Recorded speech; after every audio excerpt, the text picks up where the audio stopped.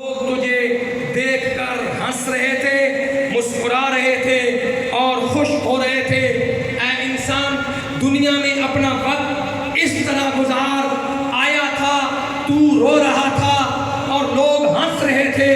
اپنا وقت زندگی میں اس طرح گزار کے جا، جب تو اپنے رب کے پاس جا رہا ہو، تو ہنس رہا ہو اور لوگ تجھے یاد کر کر کے رو رہے ہوں۔ ہم نے یہ منظر بارہا دیکھے ہیں۔ فیاض چودھری صاحب ہمارے ان بھائیوں میں سے ایک تھے جن کی زندگی، اور یہ سچی بات ہے، جن کی زندگی، جن کے روز و شب لوگوں کے دلوں میں محبت رسول کی خوشبوئیں دلوں کو معطر کرنے کے لیے گزری ہیں، جن کے روز و شب لوگوں کے دلوں میں عشق رسول صلی اللہ علیہ وسلم کی شمع فروزہ کرنے میں گزری ہیں۔ صاحبو، ہمارے لیے زندگی ایک عارضی سفر ہے۔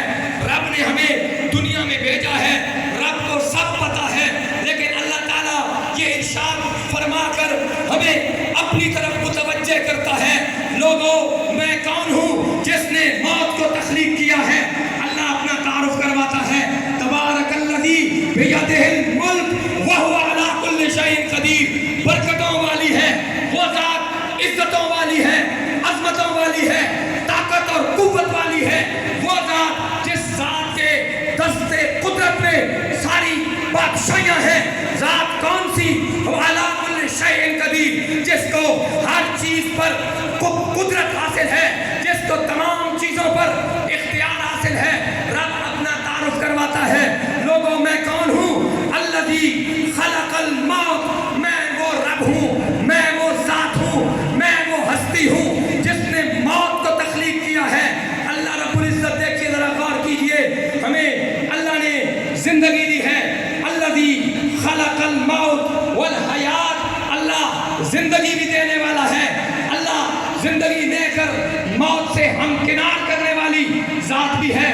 ہم دنیا میں دیکھ لیں، اگر کوئی شخص اپنے ہاتھ سے کوئی چیز بناتا ہے، ایک گلاس بنانے والا، ایک گھڑا بنانے والا، ایک پینٹنگ بنانے والا، کوئی بھی چیز بنانے والا جب کوئی چیز بناتا ہے نا، اگر وہ چیز ٹوٹ جائے اسے تکلیف ہوتی ہے۔ مصور تصویر کشی کرتا ہے، تصویر پہ پانی گر جائے اسے تکلیف ہوتی ہے، اسے دکھ ہوتا ہے۔ گھڑا بنانے والا چند روپوں کا گھڑا بناتا ہے، گھڑا ٹوٹ جائے کم قیمت ہونے کے باوجود وہ پشیمان اور پریشان ہوتا ہے۔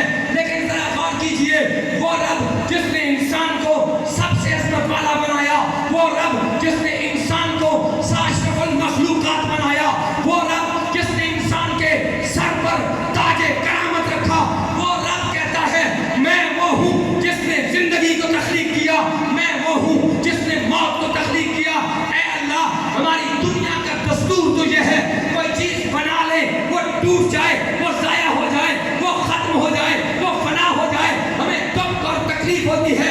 رب تو نے اشرف المخلوقات بنا کے، کائنات کا شاہکار بنا کے تو نے اسے زندگی دی ہے، اس کے مردہ وجود میں روح پھونکی ہے۔ اے اللہ، اب اس سے تو نے روح واپس لے کر اسے موت کا ذائقہ چکھنے پر مجبور کیا ہے۔ کلو نفس ذائقۃ الموت، مالک موت کیوں دی ہے؟ ہماری دنیا کا دستور تو یہ ہے، اللہ سب سے عظمت والا شاہکار بنا کر موت اور فنا کے گھاٹ کیوں اتار دیا ہے؟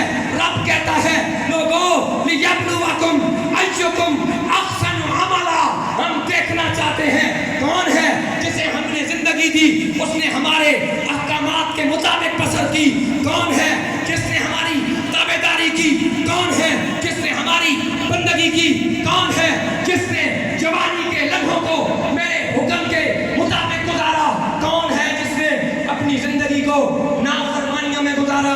بس یہی فلسفہ حیات ہے، یہی فلسفہ زندگی ہے کہ ہم جب اس دنیا میں آئے ہیں، یہ زندگی ہمارے پاس امانت ہے۔ اس امانت میں کیا ہم نے خیانت کی ہے؟ کیا اس امانت کو ہم نے اس کی پاسداری کی ہے؟ اگر ہم اس بنیاد پر دیکھیں تو ہمارے سامنے بڑی واضح مثالیں موجود ہیں۔ فیاض چودھری صاحب نے اپنے روز و شب اللہ اور اس کے رسول کے احکامات کے مطابق بسر کرنے کی اپنی آخری انتہائی کوشش بھی کی ہے۔ یہی ایک باغ لگایا ہے مصطفی نعت کونسل کی شکل میں، انجمن طلبہ اسلام کی شکل میں، اپنے بچوں کی شکل میں، اپنے بھائیوں کی شکل میں، اپنے عزیزوں کی شکل میں، کہ ہم آج بھی ان کو یاد کر کے اداس ہیں، ان کی یاد کر کے ان کے لیے مغفرت کی دعائیں کر رہے ہیں۔ میں ان کی زندگی کے دو پہلوؤں کی طرف اشارہ کر کے بات کو ختم کرنے لگا ہوں۔ پہلی بات ان کی انتہائی عاجزی اور سادگی تھی، جس طرح بھائی راشد گردئی صاحب ابھی تھوڑی دیر پہلے فرما رہے تھے کہ ایک بینکر تھے، بینکرز کی اپنی زندگی ہوتی ہے، ان کا اٹھنے بیٹھنے کا اپنا اسٹائل ہوتا ہے، ان کے لوگوں کے ساتھ بات چیت کرنے کا اپنا انداز ہوتا ہے، لیکن ہم اس بات پر اگر غور کریں تو فیاض چودھری صاحب نے اپنی زندگی کو جس طرح ترتیب دیا ہے وہ انتہائی عاجزی والا تھا۔ جب انہوں نے یہاں پر مصطفی نعت کونسل کے اپنے دوستوں سے مل کر بنیاد رکھی، محفل نعت کی، مجھے یاد پڑتا ہے کہ میں ابتدائی 2 یا 3 محفل نعت میں حاضر ہوا تھا۔ دوسری بار جب میں حاضر ہوا تو مجھے ڈائریکٹ بھکر کی گاڑی نہیں ملی، میں ڈیرہ اسماعیل خان آیا تو فیاض چودھری صاحب صبح سویرے وہاں پر مجھے لینے کے لیے خود چلے گئے۔ میں نے ان سے یہ گزارش کی کہ میں خود آ جاتا ہوں یا آپ کسی کو بھیج دیں، لیکن ان کی نفاست، ان کی سادگی، ان کی اپنے دوستوں کے ساتھ مہر و محبت کا یہ انداز تھا کہ سارے کام چھوڑ کر وہ خود DI خان سے مجھے لینے کے لیے گئے۔ حالانکہ میں نے ان سے سیکھا ہے، میں ان کے شاگردوں کی طرح ہوں، میں ان سے عمر میں چھوٹا ہوں، میں ان کے چھوٹے بھائیوں کی طرح ہوں۔ عارف چودھری صاحب بھی ہم سے سینئر لوگوں میں انجمن طلبہ اسلام میں ہیں، ان سے ہم نے سیکھا ہے، لیکن ان کی بڑا ہونے کے باوجود یہ عاجزی کا ایک انداز تھا۔ میں نے یہ دیکھا ان میں بغض موجود نہیں تھا، آپ بھی یقیناً اس بات کی گواہی دیں گے، ان میں حسد موجود نہیں تھا، ان میں کینہ پروری موجود نہیں تھی۔ میں جب یہ سوچتا ہوں مجھے رسول کریم صلی اللہ علیہ وسلم کے وہ الفاظ یاد آتے ہیں کہ آپ ایک مجلس میں بیٹھے ہوئے ہیں، صحابہ کرام تشریف فرما ہیں، میرے آقا مولا جناب سیدنا محمد رسول اللہ صلی اللہ علیہ وسلم فرماتے ہیں، لوگوں کیا تم کسی جنتی کو دیکھنا چاہتے ہو؟ اب سب کہتے ہیں اے اللہ کے پیارے رسول جی ہم سرکار جنتی کو دیکھنا چاہتے ہیں۔ حضور فرماتے ہیں اچھا ابھی دیکھو جو دروازے سے پہلا آدمی اندر آئے گا یہ اس کو دیکھ لو، یہ جنتی ہے۔ میرے رسول نگاہ نبوت سے اللہ کی عطا سے جنتوں کو کھنگال کھنگال کے دیکھ رہے ہیں، کون میرا امتی جنتوں کے نظارے کر رہا ہے۔ صحابہ کرام کہتے ہیں ہم نے دیکھا ایک بزرگ سفید ریش آدمی آیا، اس کے چہرے سے جیسے ابھی ابھی تازہ وضو کیا ہے، پانی ٹپک رہا ہے اس کے بالوں سے، اس کی ریش مبارک سے۔ کہتے ہیں ہم نے دیکھا اس کے ہاتھ میں جس طرح چپلیاں پکڑ کے ہم اندر آ جاتے ہیں، اس کے ہاتھ میں پرانے سے جوتے پکڑے ہیں اور اس کے چہرے سے وضو کا پانی ٹپک رہا ہے جیسے ابھی وضو کر کے آیا ہے۔ وقت گزر گیا، سرکار نے دوسرے دن بھی فرمایا لوگوں کیا جنتی کو دیکھنا چاہتے ہو؟ سرکار دیکھنا چاہتے ہیں، کہاں دروازے سے جو پہلا آدمی آئے گا یہ اس کو دیکھ لو۔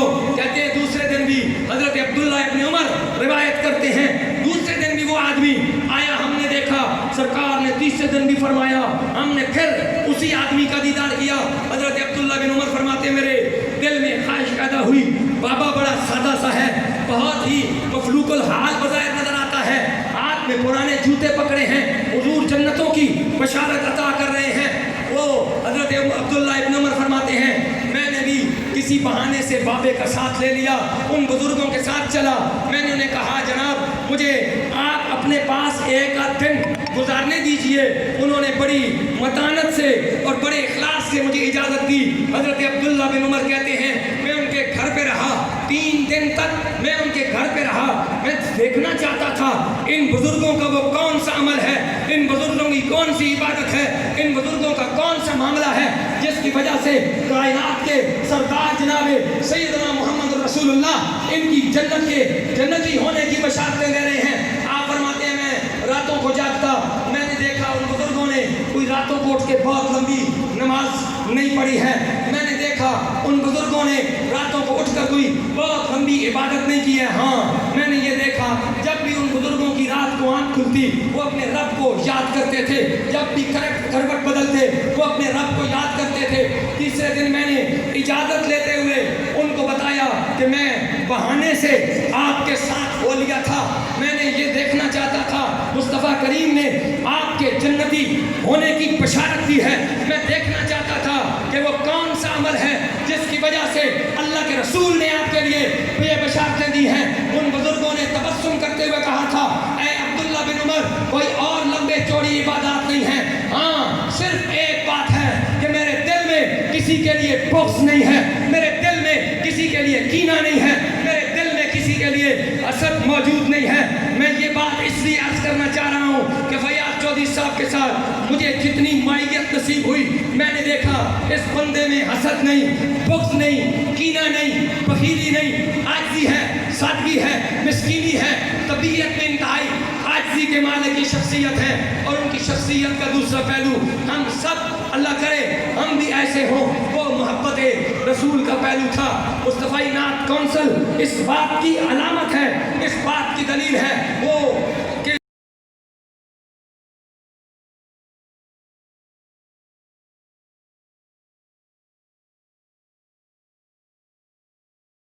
موت کو سمجھے ہیں غافل, اختتام زندگی ہے یہ شام زندگی, صبح دوام زندگی.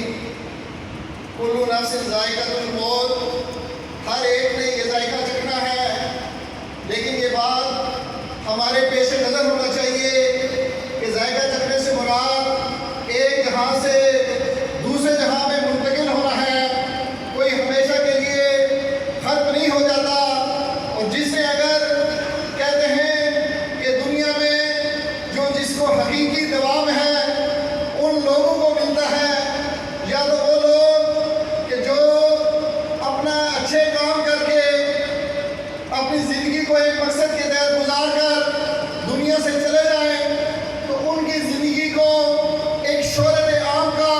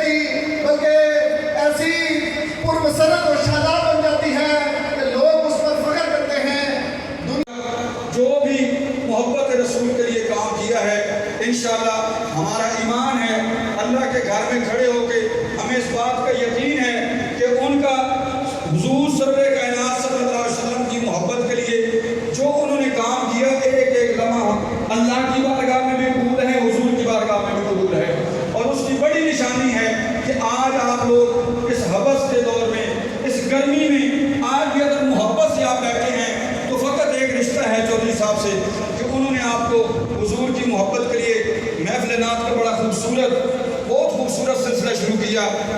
میں زیادہ آپ اور قاضی عتیق الرحمان صاحب کے درمیان حائل نہیں ہونا چاہتا.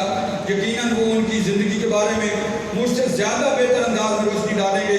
آؤ دعا کریں کہ اللہ رب العالمین ہم سب کو حضور کی محبت میں زندہ رکھے اور اسی محبت میں ہمارا خاتمہ ہو. اللہ رب العالمین چودھری صاحب کے زندگی کے ایک ایک لمحات کی نیکیوں کو اپنی بارگاہ میں قبول کر کے ان کی اولاد اور ان کے بھائیوں کو اللہ رب العالمین اس کا بہترین